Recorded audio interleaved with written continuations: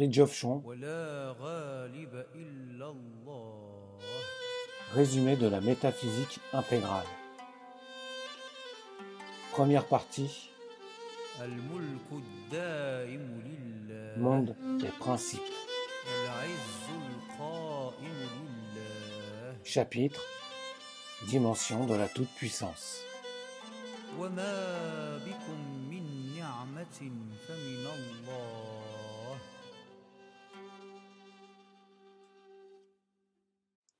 Selon un fameux argument, de deux choses l'une, ou bien Dieu veut abolir le mal mais ne le peut pas, et alors il n'est pas tout-puissant, ou il peut abolir le mal mais ne le veut pas, et alors il n'est pas bon. Nos lecteurs connaissent notre réponse. Dieu peut abolir tel mal, entre guillemets, mais non le, ouvrez les guillemets, mal comme tel, fermez les guillemets. Tout mal, mais non la possibilité même du mal, car cette possibilité est incluse dans la toute-possibilité, sur laquelle Dieu, la personne créatrice, n'a pas de pouvoir, étant donné que la toute-possibilité relève de l'essence divine même, et que l'essence est, entre guillemets, avant la personne, le surêtre, ou le non-être est, entre guillemets, avant l'être. La divinité suprapersonnelle détermine le Dieu personnel, et non inversement. Nous avons cité plus haut ce postulat augustinien. Il est dans la nature du bien de se communiquer. Le surêtre étant l'essence de tout bien, donc étant lui-même le souverain bien, il possède la qualité intrinsèque de rayonnement. Or rayonner, c'est d'une part communiquer un bien, et d'autre part s'éloigner de sa source. Tout bien que nous offre le monde vient du rayonnement. Tout mal vient de l'éloignement. Mais le bien du rayonnement compense le mal de l'éloignement, et il le prouve par l'apocastase, laquelle ramène tout mal au bien initial. Dans l'univers total et dans le jeu des cycles cosmiques, le mal se réduit à un accident quasi furtif, quelle que soit son importance pour les êtres qui le subissent ou qui en sont témoins. Nous pourrions aussi nous exprimer de la façon suivante, et nous l'avons fait en plus d'une occasion. L'absolu comporte par définition cette, entre guillemets, énergie, ou cette shakti, entre guillemets, qui est l'infinitude, laquelle, en tant que toute possibilité, projette la relativité, Maya. Or, le Dieu personnel est le centre, ou le sommet même de cette dimension extrinsèque. Loin de pouvoir déterminer l'absolu, il a pour fonction d'opérer et de régir la projection existentielle. C'est à l'égard de celle-ci que ce Dieu créateur, législateur et rétributeur est tout-puissant, et qu'il apparaît comme l'absolu tout court. Et Dieu est bon, entre guillemets, de par son essence, dont il manifeste les potentialités, et par là même les siennes propres. Tout bien que nous rencontrons dans le monde témoigne et de l'essence divine et de la personnification, entre guillemets, de celle-ci, tandis que le mal n'en témoigne que par opposition et par privation. En d'autres termes, le principe suprême, étant absolu, et par là même infini, est essentiellement ce que, par analogie avec tous les biens concevables, nous pouvons appeler le, ouvrez les guillemets, souverain bien, fermez les guillemets. Et ce bien, nous l'avons dit, doit se communiquer par la logique interne de sa nature. Il doit rayonner, entre guillemets, et par conséquent projeter un reflet qui s'éloigne de sa source et procède en direction du néant, entre guillemets. Celui-ci n'existe pas en réalité, sauf à titre de possibilité de direction ou de tendance, de, ouvrez les guillemets, possibilité de l'impossible, fermez les guillemets, pourrait-on dire. Le principe suprême comporte la toute-possibilité. Il ne peut donc exclure la possibilité de sa propre impossibilité, fort paradoxalement parlant. Mais comme cette possibilité toute abstraite ne saurait exister en elle-même, ou par elle-même, elle se manifeste, et elle n'est rien d'autre que cette manifestation, sous le mode d'une tendance vers un pôle obscur, en soi inexistant. Bien entendu, cette formulation n'entend pas être exhaustive. Aucune formulation ne saurait l'être. mais elle n'en offre pas moins un point de repère suffisant. C'est tout ce qu'on peut demander en métaphysique, à la pensée humaine. Note de bas de page. C'est ce que les philosophes antimétaphysiciens ignorent foncièrement, et c'est pour cela que les anciennes doctrines leur apparaissent comme dogmatives, entre guillemets, et naïves, entre guillemets, alors qu'elles sont tout ce que des doctrines peuvent être, à savoir des signes, entre guillemets, propres à actualiser des intellections immanentes et latentes. Il est pour le moins paradoxal que les penseurs, entre guillemets, les plus inconscients de leurs limites et les plus dupes de leurs projections mentales, et aussi les plus avides à en produire, ne sachent même pas ce qu'est la pensée, ni à quoi elle sert. Retour au texte. L'emploi du terme Maya, dans ce qui précède, s'il s'agissait de la relativité, nous permet de spécifier ce qui suit. Il n'est pas question d'identifier Maya avec le mal, bien que l'opposition entre le bien et le mal ne soit pas tout à fait sans rapport avec la réciprocité Atma-Maya. Sans le second terme, il n'y aurait ni privation ni perversion, le mal n'étant autre que le reflet extrême et obscur de ce terme, ou de cette Shakti. Note de bas de page. C'est ce qu'exprime d'ailleurs le mythe de la chute des anges et le paradoxe du nom de Lucifer. Ouvrez la parenthèse, ouvrez les guillemets. Porte-lumière. Fermez les guillemets, fermez la parenthèse. Attribué au génie du mal. Retour au texte. En tout état de cause, et ceci est crucial, il faut distinguer essentiellement entre une Maya qui est divine, ouvrez la parenthèse, égale Ishvara, fermez la parenthèse, note de bas de page. La préfiguration suprême de cet élément divin, déjà relatif, étant l'infinitude potentiellement débordante, entre guillemets, de l'absolu. Retour au texte. Une autre qui est céleste, ouvrez la parenthèse, égale Buddhi et Swarga, fermez la parenthèse, et une troisième qui est humainement parlant et, entre guillemets, terrestre, mais qui en réalité englobe tout le domaine de la transmigration, entre parenthèses, Samsara, donc la ronde des naissances et des morts.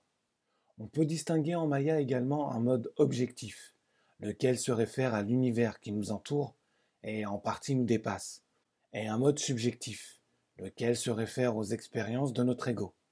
Note de bas de page. C'est là, ouvrez les guillemets, substance dont sont faits les rêves, fermez les guillemets, d'après Shakespeare, laquelle coïncide avec celle du monde. Retour au texte. En principe, l'homme peut agir sur la magie du monde en dominant celle de son âme. Des quasi-synonymes du terme Maya, qui signifie plus ou moins, ouvrez les guillemets, pouvoir magique, fermez les guillemets, sont lila, entre guillemets, jeu, et moha, entre guillemets, illusion. Maha, moha, étant la, ouvrez les guillemets, grande illusion, fermez les guillemets, la manifestation dans toute son extension métacosmique, aussi bien que cosmique. Une remarque s'impose ici, n'en déplaise aux simplificateurs pseudo-védantistes, qui ne doutent de rien.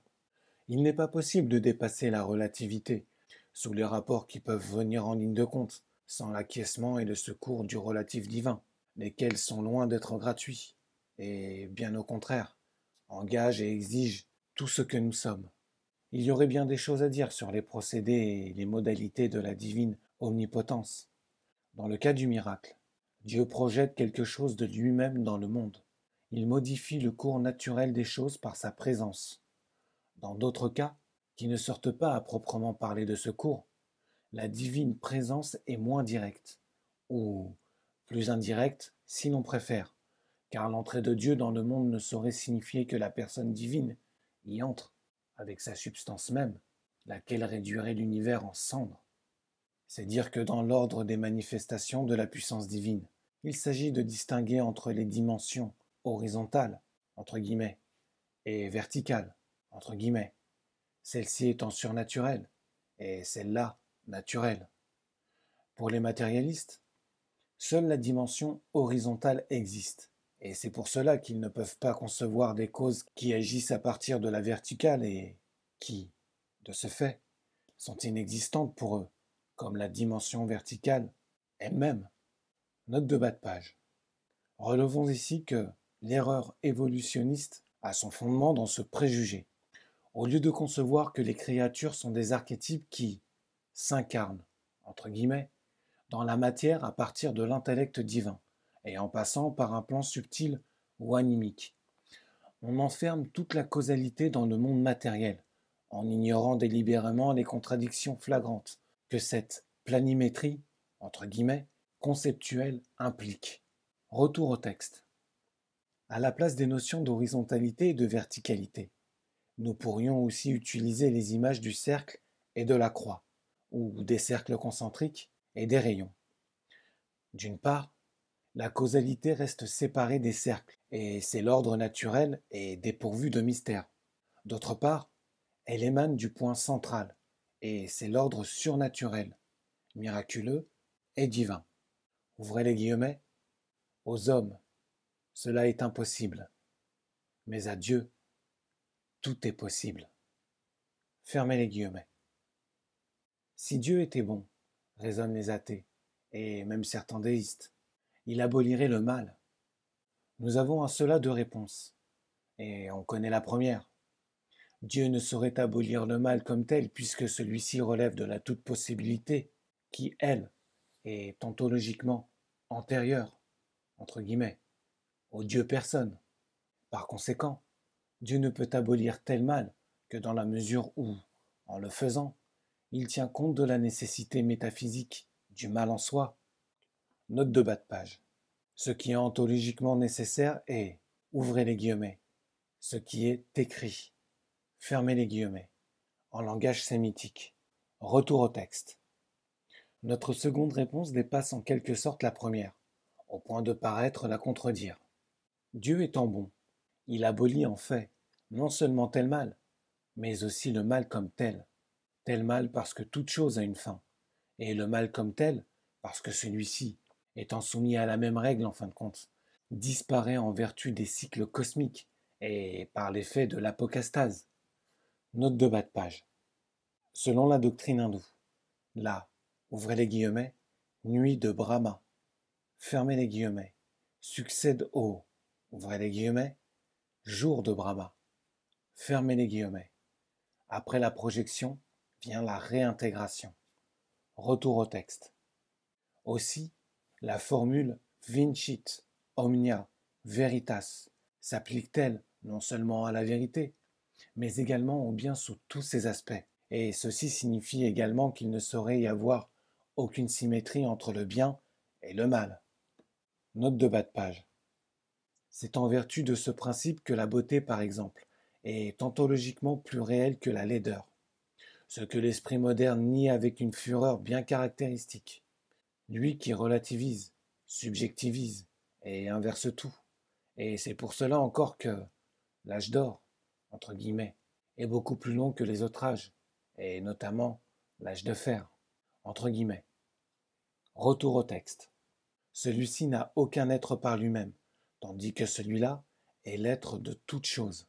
Le bien est ce qui est. Être et bien coïncident.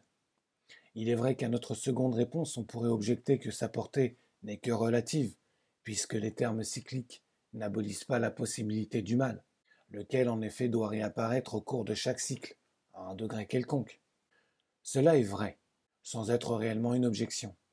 Et cela nous ramène une fois de plus au problème de la nature même de l'infini, laquelle implique que la toute-possibilité doit inclure par définition la possibilité de sa propre négation, dans la mesure, précisément, où cette négation est possible, et elle l'est, non sur le plan même du principe bien entendu, mais dans une modalité déjà très relative de la contingence, donc à l'extrémité inférieure de Maya, et par conséquent d'une manière illusoire, entre guillemets, c'est-à-dire irréelle au niveau de l'absolu. La qualité divine de bonté. Note de bas de page. Par qualité, entre guillemets, nous entendons ici non simplement un attribut relevant de la relativité, mais un caractère intrinsèque de l'absolu, donc une réalité inséparable de l'essence. C'est à la bonté, entre guillemets, absolue que se réfère d'une part le terme sanskrit Ananda et d'autre part les termes arabes Rahma et Rahman, lesquels contiennent les nuances de béatitude, entre guillemets, de bonté, entre guillemets, de beauté, entre guillemets, aussi de potentialité illimitée. Ouvrez les guillemets, Dieu est amour. Fermez les guillemets, dit l'Écriture, ce qui se réfère à ces divers aspects. Retour au texte. Peut être envisagé sous différents rapports ou à divers degrés. Tout d'abord, il y a l'absolu en tant que, ouvrez les guillemets, souverain bien, fermez les guillemets, et par conséquent en tant que source suprême, mais indirecte de tout bien possible. Ensuite, il y a le, ouvrez les guillemets, souverain bien, fermez les guillemets, en tant qu'il se personnifie, entre guillemets, au degré de l'être et dans l'être. Plus relativement, il y a le rayonnement divin, la fonction cosmogonique du bien, la projection créatrice du monde, et enfin, il y a la réintégration finale, l'apocastase. Et nous pourrions mentionner également tous les biens que comporte l'univers, et qui eux aussi constituent, soit dans leur ensemble, soit chacun séparément, une manifestation du bien en soi. En ce sens, tout bien est indirectement une théophanie. D'aucuns pourraient nous reprocher de donner à la notion du mal, entre guillemets, une portée métaphysique, alors qu'elle n'a, à leur avis, qu'une portée morale et sentimentale. Ce que nous contestons, car nous pensons avoir le droit d'appeler mal, entre guillemets, une chose qui s'oppose, ou croit s'opposer, au réel. De l'appeler ainsi en tant que tel, s'oppose au réel, et par conséquent à nos intérêts ultimes, mais non forcément sous d'autres rapports. Non sous celui-ci de l'existence, en tout cas, ni sous celui de telles fonctions nécessaires à l'équilibre du monde. L'antagonisme entre le bien et le mal est en quelque sorte le combat entre l'être et le néant, lequel se livre dans la mesure où l'être prête au néant une certaine existence, toujours dans le contexte du rayonnement nécessaire du divin soi, lequel est, selon les soufis, un, ouvrez les guillemets, message de lui-même à lui-même, fermez les guillemets. D'après saint Paul, la colère divine, ou la qualité divine de justice, doit pouvoir se manifester, et il faut par conséquent qu'il y ait quelque chose qui la provoque, ce qu'exprime d'ailleurs la parole, ouvrez les guillemets. Il faut que le scandale arrive, fermez les guillemets. À un point de vue quelque peu différent, nous dirons que ce bien particulier et contrastant, qu'est la victoire sur le mal, ou la délivrance d'un mal, présuppose évidemment un mal sur lequel elle puisse s'exercer et qu'elle puisse abolir. Le soulagement dilatant et libérant qu'éprouve l'homme assoiffé quand il boit n'existerait pas s'il n'avait pas le tourment de la soif.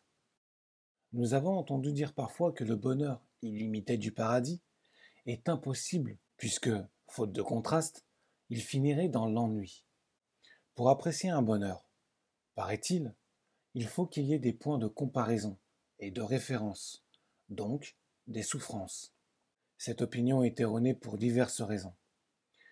Premièrement, l'homme moralement et intellectuellement intègre, satisfait à la nécessité des contrastes ou du changement par son discernement, son détachement et sa discipline. Et c'est pour cela qu'il ne s'ennuie jamais, à moins qu'on ne l'ennuie. L'homme supérieur a l'intuition des archétypes et des essences, et se maintient par là même dans un équilibre surnaturel, du fait que sa vision des choses débouche sur l'infini. Au paradis, rien ne peut se faner, ni objectivement, ni subjectivement, étant donné que les choses et les perceptions se rajeunissent sans cesse par le contact avec la divine infinitude. L'homme se trouve alors affranchi, non d'un certain besoin de jeu compensatoire ou de rythme, sans doute, mais de la nécessité psychologique ou morale de changements contrastants. La preuve métaphysique en est la félicité divine elle-même, laquelle ne souffre nullement du fait qu'elle est sans ombre, mais laquelle comporte nécessairement des dimensions, entre guillemets, dans la mesure où elle se projette dans le règne de Maya, ou dans la mesure où notre façon d'envisager l'ordre divin relève de ce règne. L'habitude, dit-on, émousse les sentiments, ce qui est largement vrai, de facto, mais non de jure, car le phénomène psychologique de l'habitude témoigne à lui seul un manque de gratitude et aussi de profondeur, du moins sur le plan des choses qui sont censées contribuer au bonheur, non sur celui des choses que nous devons supporter ou qui nous sont indifférentes. D'un autre côté, la stabilité du bonheur dépend, toute question de destin mise à part, non seulement de la beauté et de la sagesse de notre attitude, mais aussi, et avant tout, d'une ouverture vers le haut, nous l'avons dit, laquelle octroie à l'expérience du bonheur une vie toujours renouvelée. Il faut réaliser ce monde terrestre, ce qui se réalisera en mode céleste. C'est la définition même de la noblesse de caractère. Il y a deux sortes d'antinomies, une verticale, entre guillemets, et une horizontale, entre guillemets, suivant qu'il y a opposition ou réciprocité. Le rapport entre le positif et le négatif, le réel et l'illusoire, le bien et le mal, relève de la première sorte, et celui entre l'actif et le passif, le dynamique et le statique, le masculin et le féminin, de la seconde, c'est-à-dire que le pôle positif est en haut, entre guillemets, et le pôle négatif en bas, entre guillemets, tandis que le pôle actif est à droite, entre guillemets, et le pôle passif à gauche, entre guillemets. L'opposition entre un bien et un mal, laquelle se rencontre dans les régions périphériques du cosmos, est exclue de la région centrale. Le monde paradisiaque ne contient que des réciprocités qualitatives, horizontales, entre guillemets. Ces contraires se situent en dehors et au-dessous de son domaine. Nous disons qualitatives, entre guillemets, parce que le mal comporte lui aussi des complémentarités horizontales, entre guillemets, étant donné que les pôles actifs et passifs sont en soi neutres et s'affirment à tous les niveaux. Quant au rapport vertical, entre guillemets, la confrontation entre le positif et le négatif, il est universel en ce sens qu'il est, a priori, l'écart entre l'absolu et le relatif, la maya commençant dans l'ordre divin même et produisant les degrés hypostatiques. Du reste, suivant notre manière d'envisager les choses, la verticalité, entre guillemets, et l'horizontalité, entre guillemets, sont interchangeables, ainsi que nous l'avons fait remarquer plus haut. À un certain point de vue, Maya est la Shakti d'Atma, comme l'infinitude est le complément de l'absolu, ou comme la toute possibilité prolonge l'être nécessaire. À un autre point de vue, Maya est la relativité, ou l'illusion. Elle n'est pas à gauche, entre guillemets, mais en bas, entre guillemets. Archétype universel de la féminité. Elle est à la fois Ève et Marie, femme psychique, entre guillemets, et séductrice, et femme pneumatique, entre guillemets, et libératrice, génie descendant ou ascendant, aliénant ou réintégrant. Maya projette les âmes pour pouvoir les libérer, et le mal pour pouvoir le vaincre.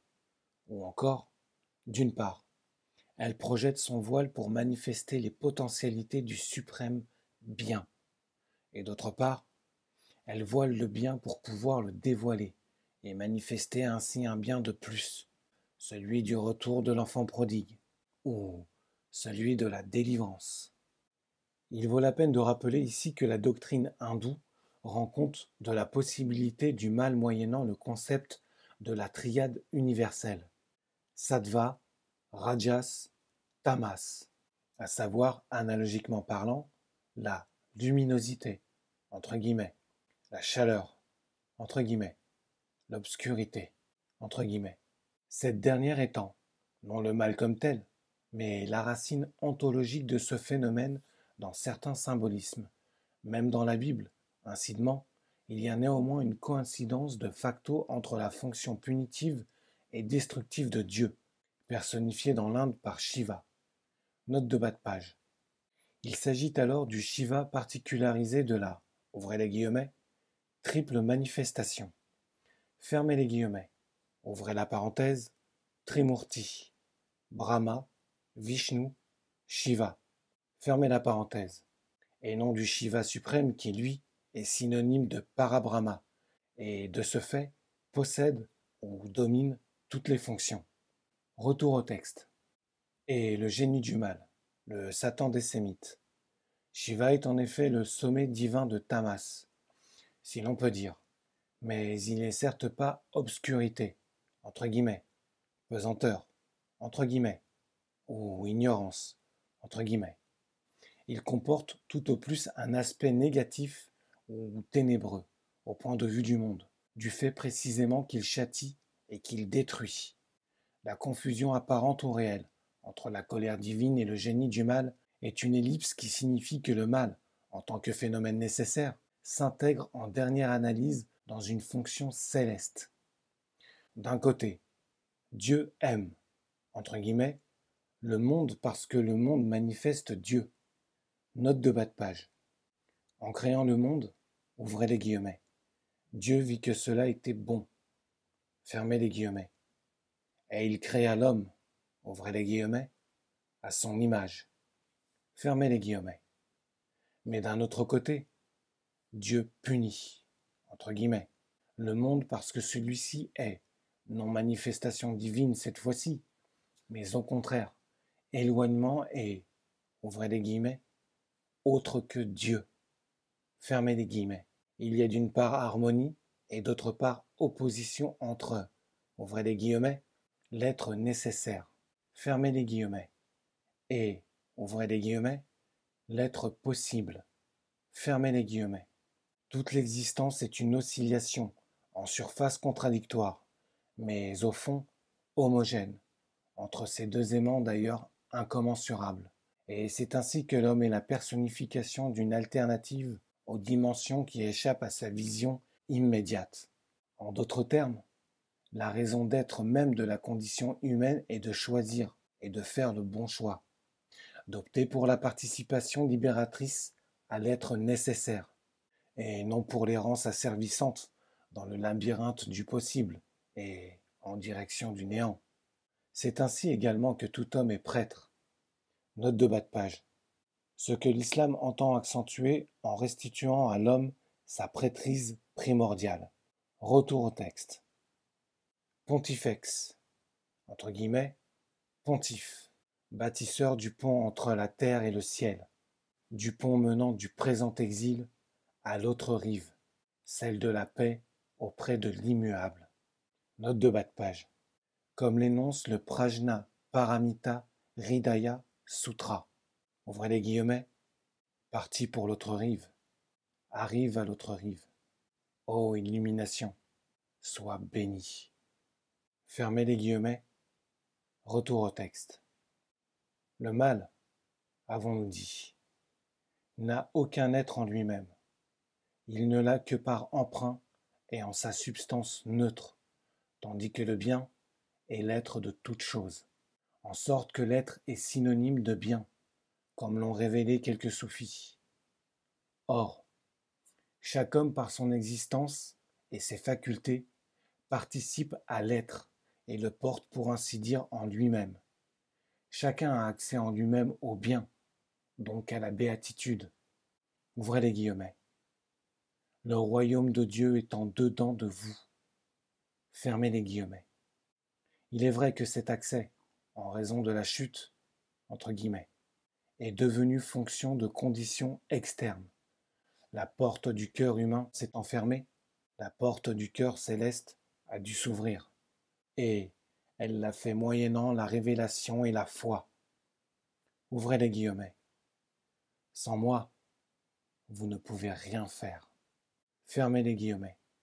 Mais ce transfert ne saurait empêcher que le souverain bien réside en notre propre cœur, et qu'à notre égard, il garde toute sa liberté. C'est précisément pour pouvoir agir en nous qu'il agit en dehors de nous. L'homme, marqué par le mal, porte en son centre transpersonnel le miracle de sa salvation, qu'il le sache ou non, et qu'il le veuille ou non. Le souverain bien est à la fois toute puissance et miséricorde, géométrie implacable et béatitude libératrice.